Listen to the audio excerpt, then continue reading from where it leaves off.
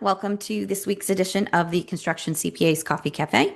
I am Construction CPA Lisa Raish. We are dropping the hammer on cash flow problems so you can build things that matter.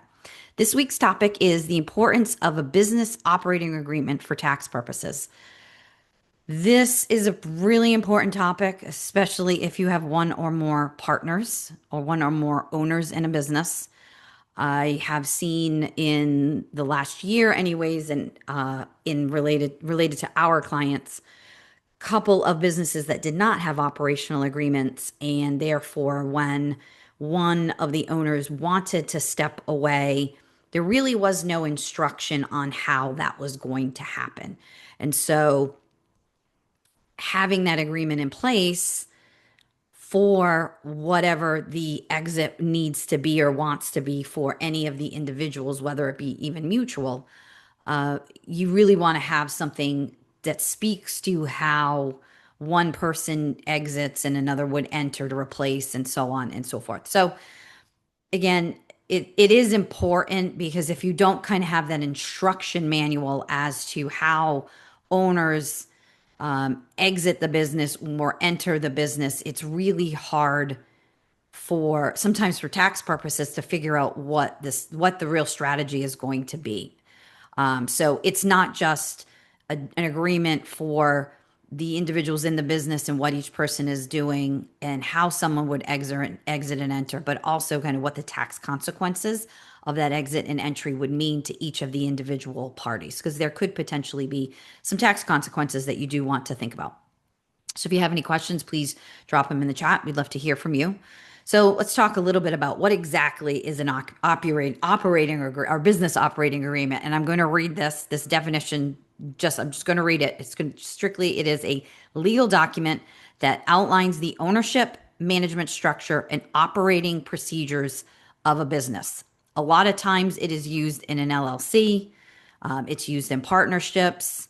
You definitely want to have some type of operational agreement if you have any other types of entities, because you want to have clear and concise instructions, especially about management structure, operating procedures, who does what.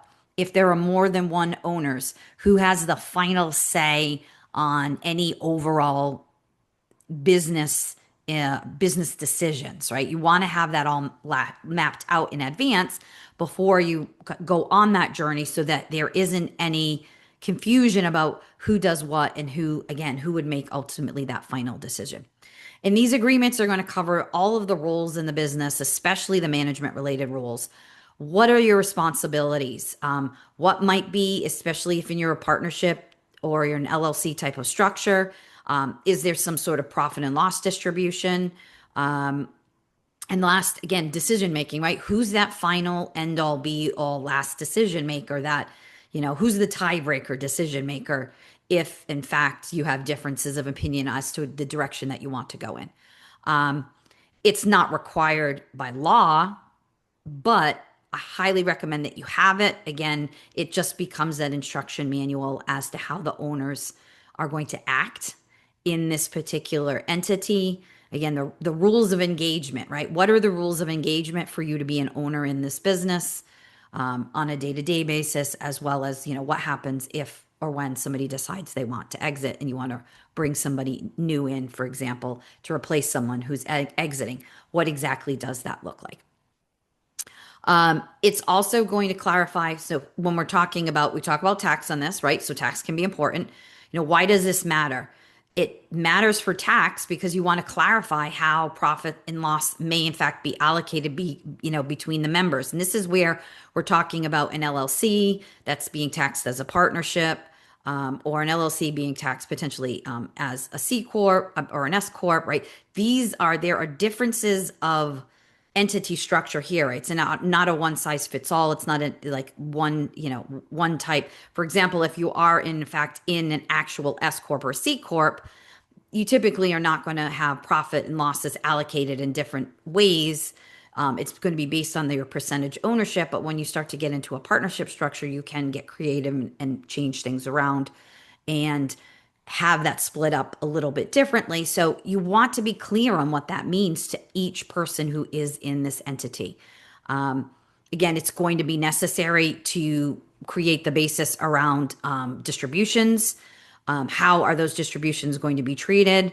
Do you have basis in the entity, and therefore, your distributions aren't taxable? But then, when do they become taxable to you? You want to make sure that that's all clearly outlined, so there isn't any ambiguity when you are trying to determine what your tax liability is at year end.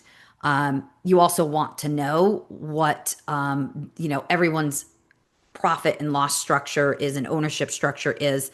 For example, if you are in fact audited by any one of the tax authorities, you want to be able to prove that you have agreements in place and what the intent of each agreement is, and how and why you tax things in a specific way, because the agreement specifically laid out the way you were in fact going to be taxed. So you need that. That'll be a piece of proof or a piece of documentation to support the things that you're going to do from a tax perspective for those individual owners.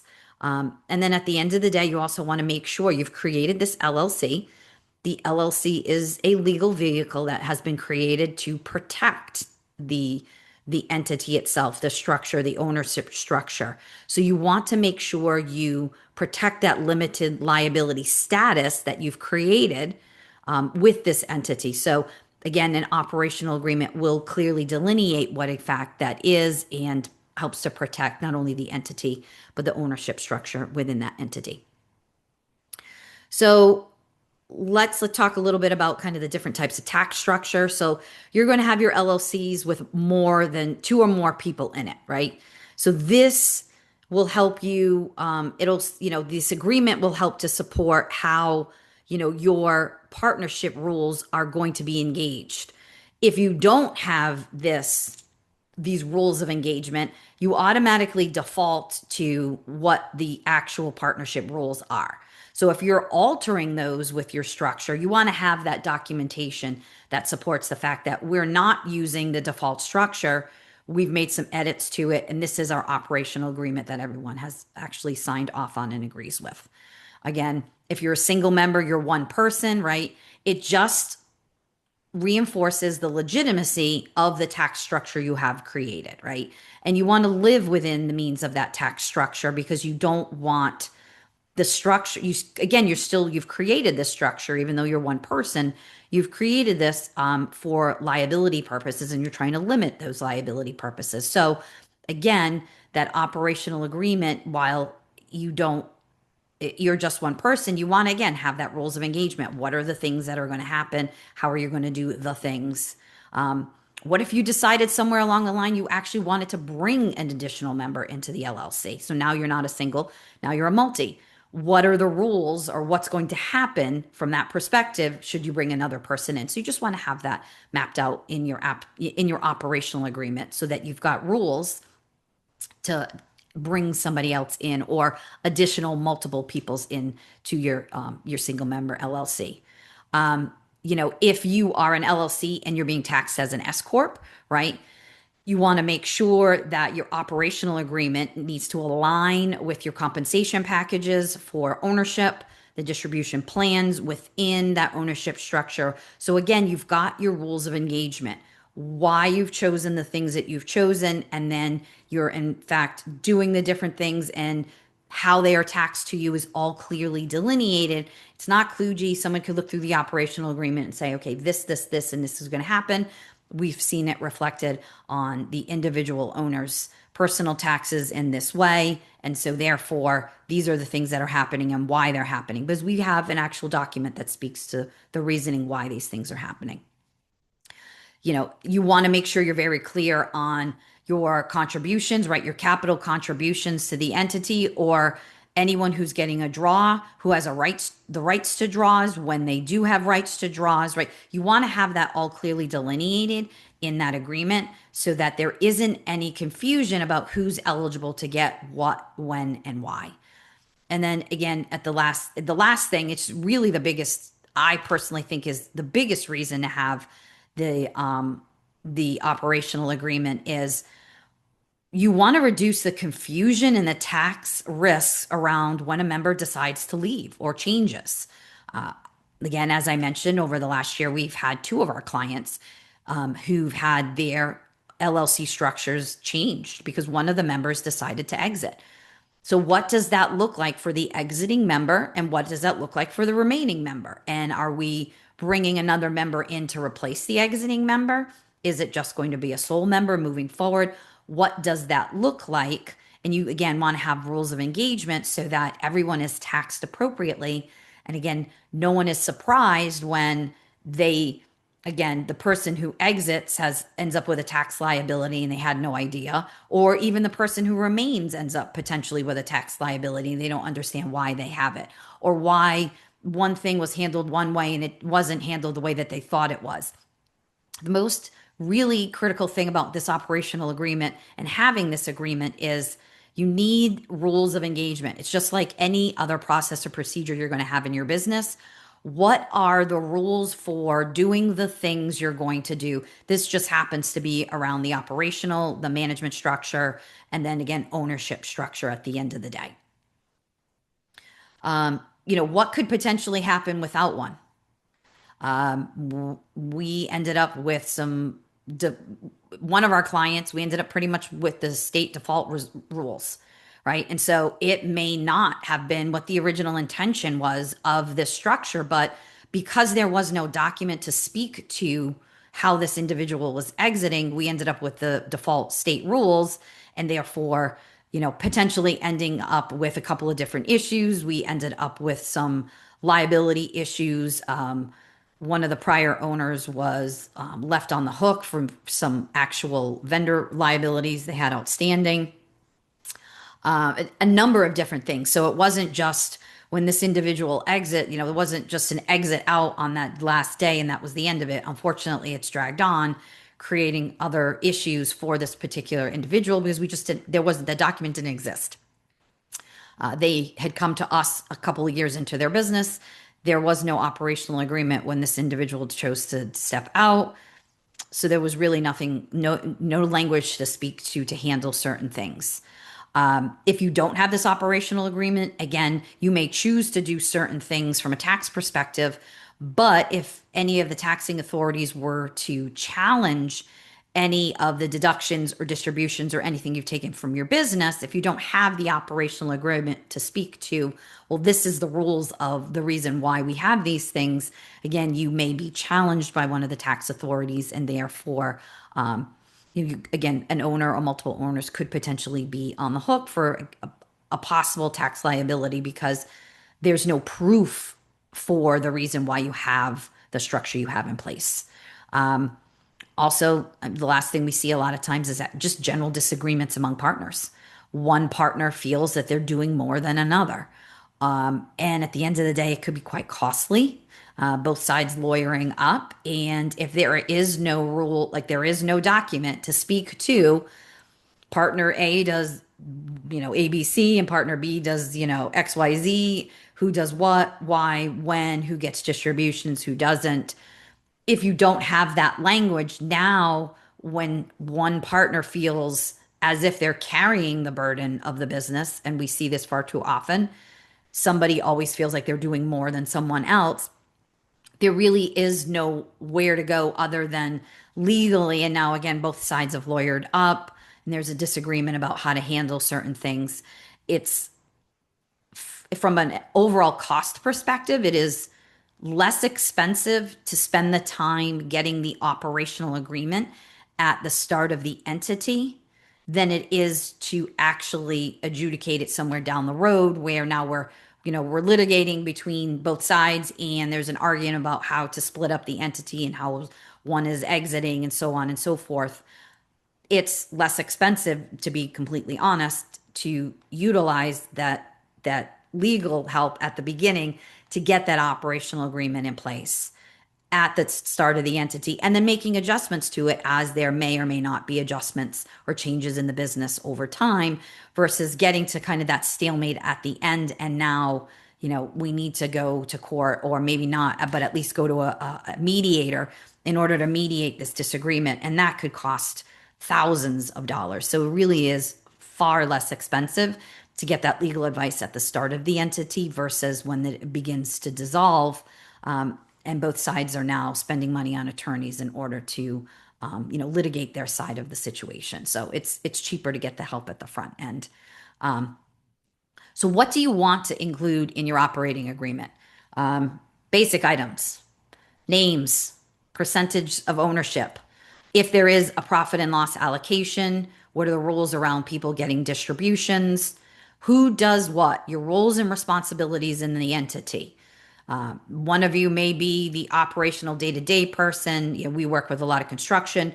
One of your owners may be your operational office person. Another one is, your operational on the site, job site person, right? So who's doing what in your business? Be very clear about what each individual's role is and their responsibilities in the business. So there isn't any confusion about, oh, I thought you were doing this. Oh, no, I thought you were doing that, right? We're clear on what everyone is doing. We want to be, again, clear on any kind of tax classification that we're choosing to go with, any elections we may or may not have made. So, example, your LLC does not exist for tax purposes. So, you have to choose a legal vehicle. Again, there are default legal vehicles for LLCs. If you are a sole member, you default to being taxed as a sole proprietor or a Schedule C. If you are two or more people, your default is to be taxed as a partnership. Those are your defaults. Are you choosing to make an election? We would like to make an election. We want to check the box to be an S corp. We want to check the box to be a C corp, right? You want to make sure if you're choosing that and that's the decision that all have made, that you reflect that in your operational agreement. And again, the last thing we've talked about this, and that's a big chunk of what we talked about today, is what's the exit strategy?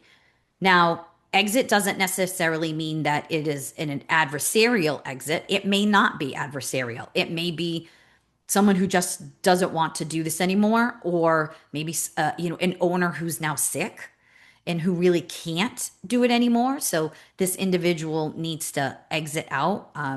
I ran into that situation probably about 7 or 8 years ago. Two owners, they had been in business for years, and sadly one of the owners was very gravely ill, and there were no rules to exit him from the business so that he could financially care for himself. And then unfortunately it ended up being where he passed.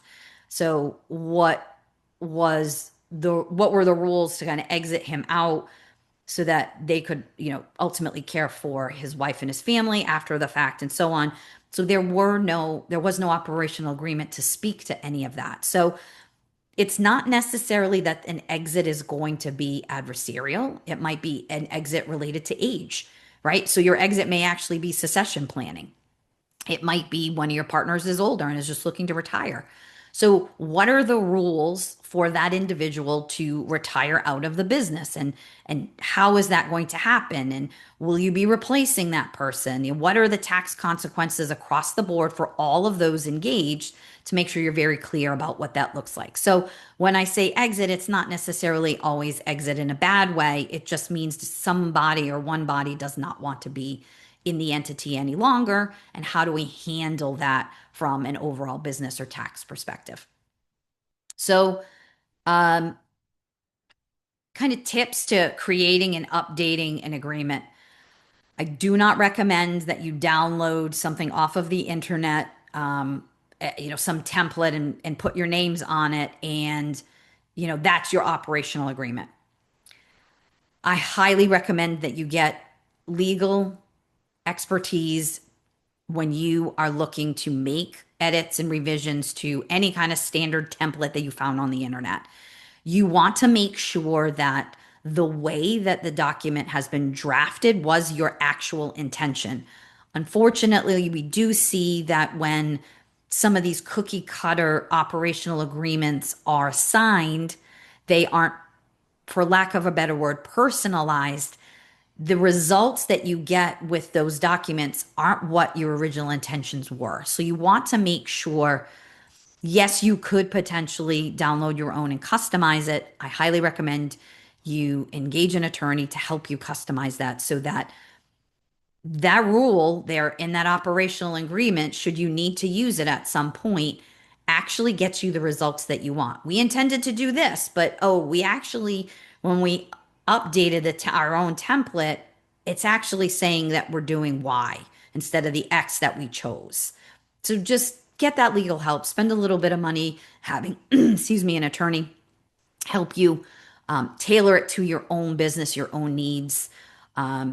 It's not a one size fits all, like much of what we talk about. Just because someone has one operational structure in their business doesn't mean it's the same that you're going to have in yours. So you want to make sure that, worst case, do not download a template and put names on it. You do want to customize it, but I do recommend seeking legal advice in order to customize it to ensure that it reflects truly what you want it to reflect. You want to review it annually, right? Things may have changed in your business. Or if maybe sometimes more than annually because something has happened.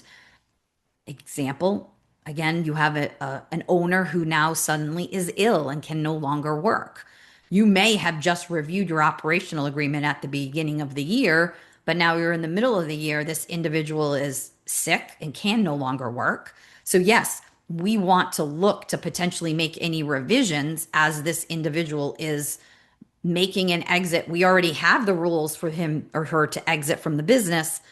Now, what has changed? And is someone else coming back in? Are you now a sole owner? What in your structure has changed, and making adjustments to the structure and making adjustments to the agreement to reflect those potential adjustments that you have.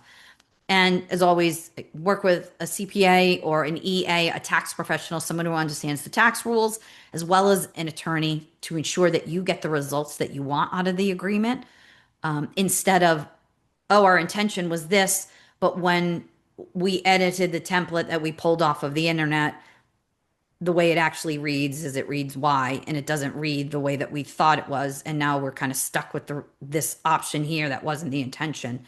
So really get legal advice when it comes to creating the correct operational agreement for the structure you are in at this moment.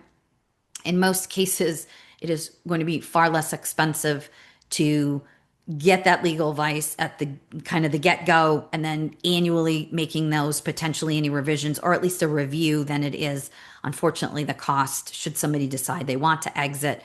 And now it's incredibly expensive to kind of undo what it is that you've done, because you've left yourself really with no options.